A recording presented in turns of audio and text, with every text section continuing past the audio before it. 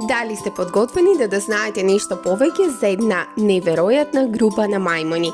Ако е така, придружете се на нашиот YouTube канал The Kids Zibis и заедно ќе го истражуваме прекрасниот свет на горилата. Еве ги 10 најинтересни факти за горилата. Постојат два вида горила – источни и западни. Секој вид се дели на две групи, познати како подвидови. 4 подвидови на горили се источните низински горили, источните планински горили, западните низински горили и западните крстосувачки речни горили.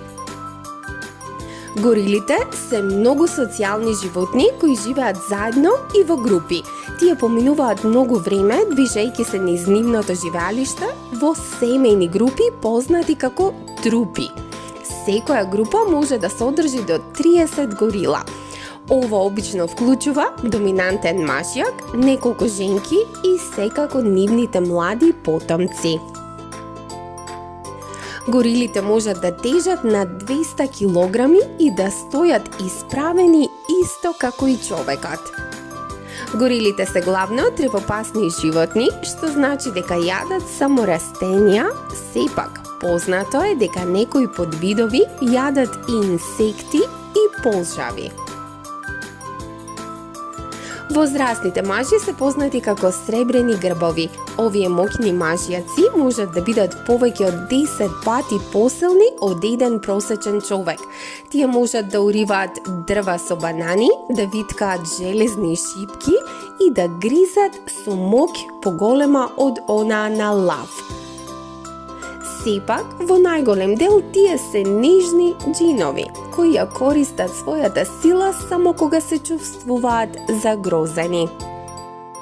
Горилата се многу паметни и се снимени како прават и користат алатки исто како и човекот.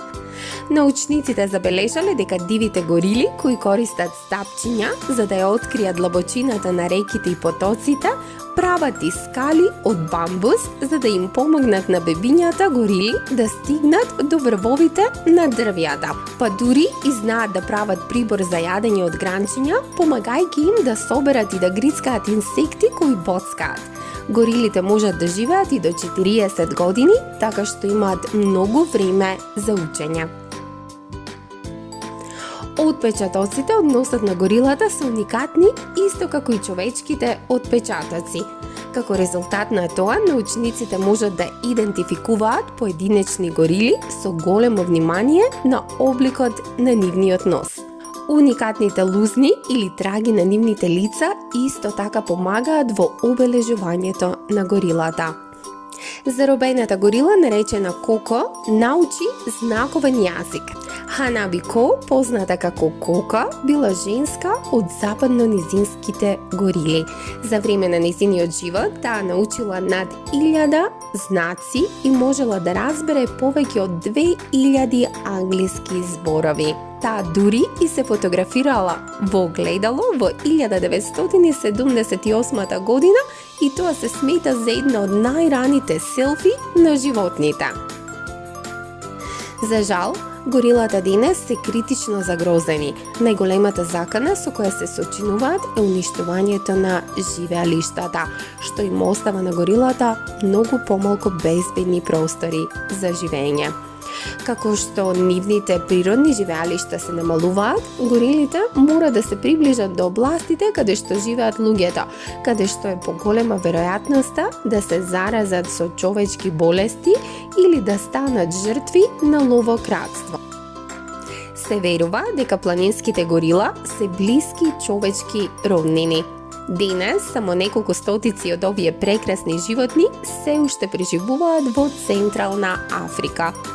Планинските горили може да се најдат само во 3 земји низ целиот свет, а тоа е во Националниот парк Волкани во Руанда, Националниот парк Вирунга во Конго, Националниот парк Шума Двинди и Националниот парк на планината Мгахинга во Уганда.